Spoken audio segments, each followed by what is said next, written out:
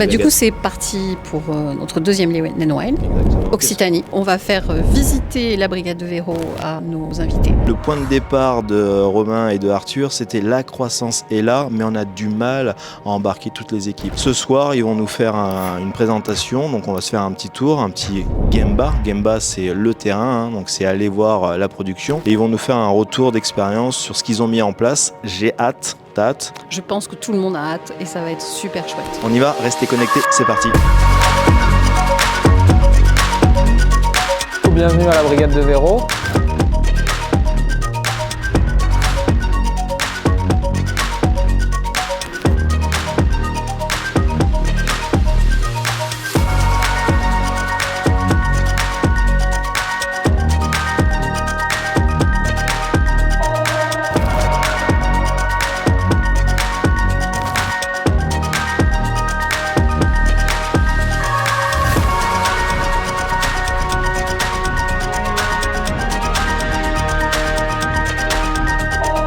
Là, il y a Romain qui est en train de faire la visite.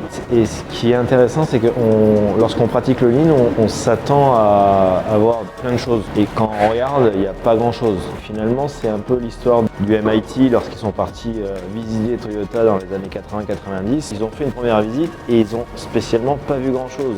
Visuellement, on ne voit pas réellement. C'est ça le secret du lean, c'est que c'est pas spécialement visuel, vu qu'on travaille sur les personnes et sur leur réflexion.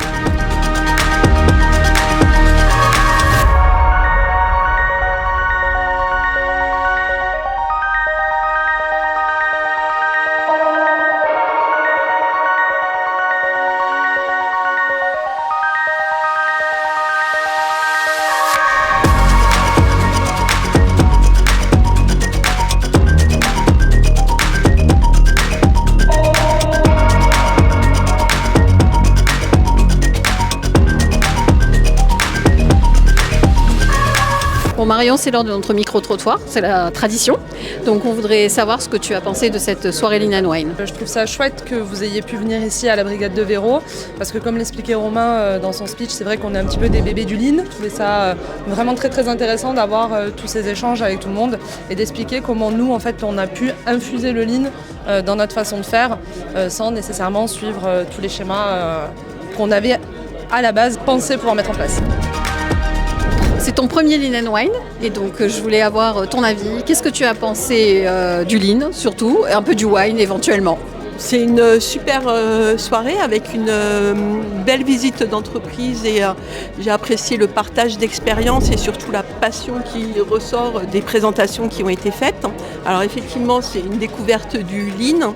J'avais compris grâce à toi que c'est une méthode de management et d'organisation qui vise à l'amélioration des performances et du fonctionnement pour une meilleure efficacité. Donc c'est ce que j'ai retrouvé dans les discours et dans les présentations de ce soir, avec surtout d'embarquer les collaborateurs. Il faut les rendre acteurs des améliorations dans leur poste, à chacun à leur niveau.